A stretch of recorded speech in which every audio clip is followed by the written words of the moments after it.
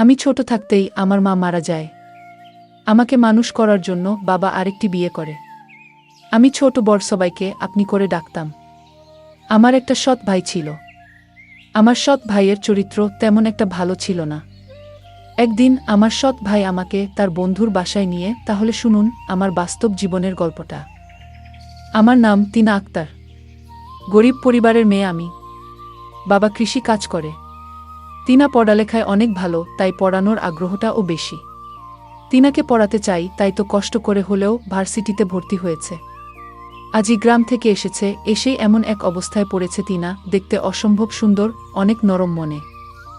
যখন তখন যাকে তাকে বিশ্বাস করে ফেলে। লেখাপড়া ছাড়া আর কোনো কিছু বুঝে না। গরিব হলেও অনেক আদরের তিনা, সবার চোখের মণি। কিন্তু তিনার বাবার পক্ষে এত টাকা জোগাড় করা কষ্ট হচ্ছিল। কোথায় থেকে এত টাকা আনবে? মেয়েটার বড় ইচ্ছা কলেজে লেখাপড়া করে বড় কিছু হওয়ার। কিন্তু আমার তো নুন আনতে পান্তা পুরাই। আমার বাবা রাত দিন পরিশ্রম করে আমার লেখাপড়ার খরচ বের করত। কিন্তু বাবার কষ্ট আমার কিছুতেই সহ্য হতো না। আমি বাবাকে বললাম, বাবা, আমার জন্য তোমার এত কষ্ট করতে হবে না। আমি লেখাপড়ার খরচ আমি নিজেই বের করতে পারবো। বাবা বলল, তুই কেমন পারবি? বাবা, তুমি কোনো চিন্তা করো না, শুধু আমার প্রতি দোয়া রাখো। আমি ভার্সিটিতে পড়ালেখা করব বাবা। এটা আমার স্বপ্ন। আমার একটা সৎভাই ছিল। আমার মা ছোটবেলায় মারা যান। কিন্তু আমার বাবা আরেকটি বিয়ে করেন। কারণ সংসারে রান্নাবাড়া করার মতো কোনো লোক ছিল না। আর তাই বাধ্য হয়ে বাবা বিয়েটা করল। আমার সৎ মাও আমাকে খুব ভালোবাসেন। নিজের মায়ের মতো আমিও দেখি।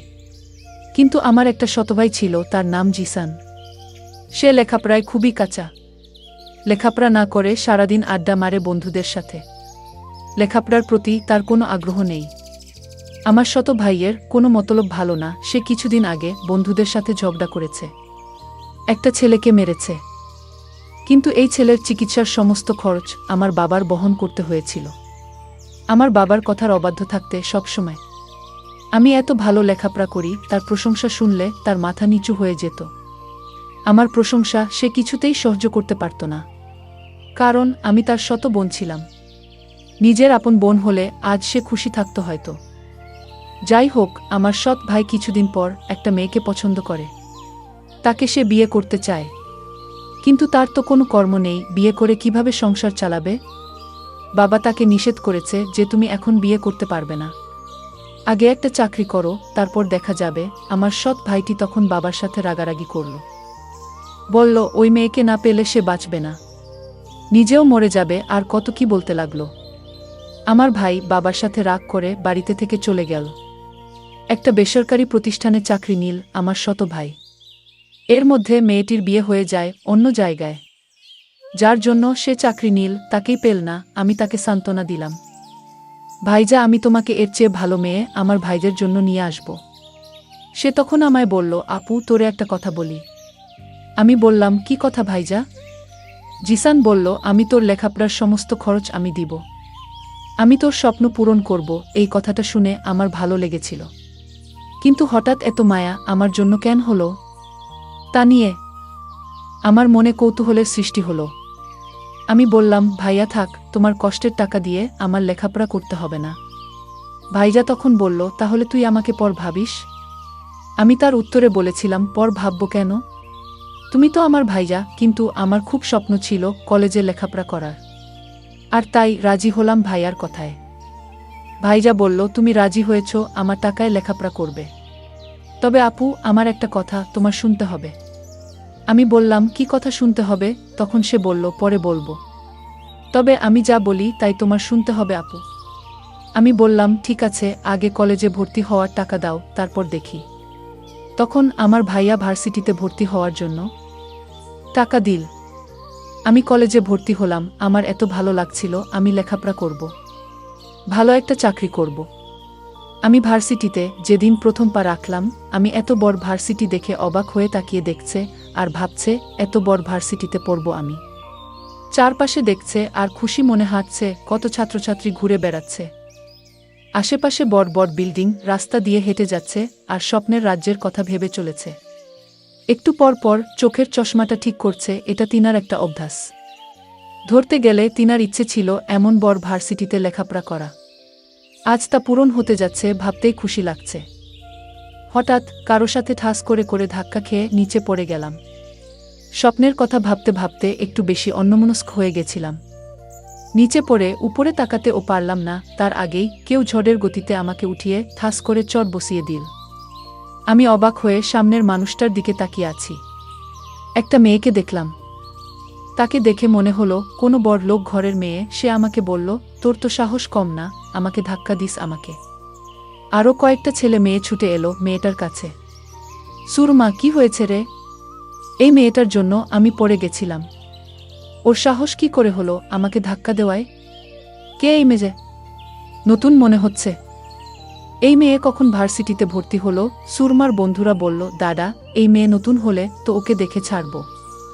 সুরমার বন্ধু রামিম বলল, ঠিক বলেছিস, সুরমার শাস্তিটা ও হয়ে যাবে।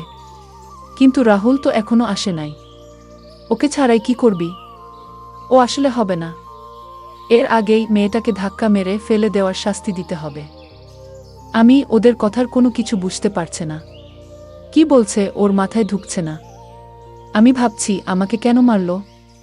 আমি কি ইচ্ছে করে ধাক্কা দিয়েছি? অনেক কষ্ট লাগছে কিন্তু কিছু বলতে পারছি না। চুপ করে আছি। এই যে মেয়ে, তোমার নাম কি? একটু ভয় পেয়ে বললাম, আমি তিনা। একটু দেখে চলতে পারলে না? এখন তো ওরা তোমাকে প্রতিশোধ নিবে। তুমি দেখে চললে এমন হতো না। আমি কথাগুলো ভাবছিলাম। হঠাৎ ওই ছেলে এসে গুলো বলল, ওই মেয়েরা সবাই আমার দিকে আসছে। দেখে আবার তাদের কাছে চলে গেল। এত জোরে থাপ্পড় দিয়েছে, আবার আমাকে মারবে কেন? সবাই আমার কাছে এসে, নাম কি, বাড়ি কোথায়, কিসে পড়ি, সব জিজ্ঞেস করতে লাগল। তারপর আমাকে গান গাইতে বলল। আমি গান পারি না বলাতে আমাকে কানে ধরিয়ে রেখেছে। এদিকে সিয়াম আজ একটু দেরি করে ভার্সিটিতে এসেছে।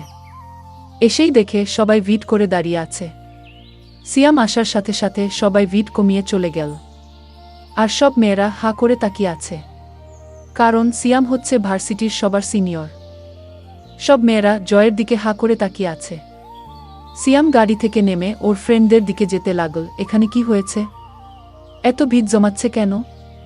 আমাকে তখন ছেলেটি জিজ্ঞেস করল, তুমি কে? আর তুমি আমার বান্ধবীকে ধাক্কা মেরে ফেলে দিলে কেন?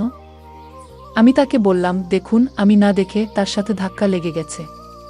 আর এর শাস্তি হিসেবে আমাকে চড় মারলেন। তাও কি তাদের আমাকে প্রতিশোধ নেওয়ার বাকি আছে? তখন হঠাৎ লক্ষ্য করলাম আমার ভাই আসছে কলেজের দিকে। আমি মনের ভেতর খুব সাহস হচ্ছে। ভাইয়া যখন আসছে তাহলে ওদের হাত থেকে আমার ভাইজা আমাকে রক্ষা করবে। কিন্তু আমার ভাইয়ার রূপ দেখে আমি অবাক হয়ে গেলাম। আমার ভাইজা বলল, সিয়াম আমার বন্ধু, আর বন্ধুর বান্ধবীকে তুমি ধাক্কা দিয়ে মাটিতে ফেলে দেওয়ার কারণে তোমার অনেক শাস্তির বাকি আছে। আমি ভাইয়াকে বললাম, ভাইয়া, আমি তোমার বোন, তুমি ওদের পক্ষে কথা বলছো? ভাইজা তখন বলল, চুপ। কে তোর ভাই? আমি কারো ভাই না। ওর বান্ধবীকে মারার জন্য আজ তোর রেহাই নেই। তোর কত বড় সাহস, তুই আমার বন্ধুর বান্ধবীকে মারলি? এর জন্য তোর মাসুল দিতে হবে। আমার চোখের পানি কিছুতেই আটকাতে পারলাম না। মনে মনে ভাবলাম, আজ যদি সে আমার মায়ের পেটের আপন ভাই হতো তাহলে কখনো ওদের পক্ষ নিয়ে কথা বলতো না। নিজের বোনের জন্য জীবন দিয়ে দিত, তাও বোনকে বিপদে ফেলে চলে যেত না। আসলে পর কখনো আপন হয় না। হতে পারে সে আমার সৎ ভাই।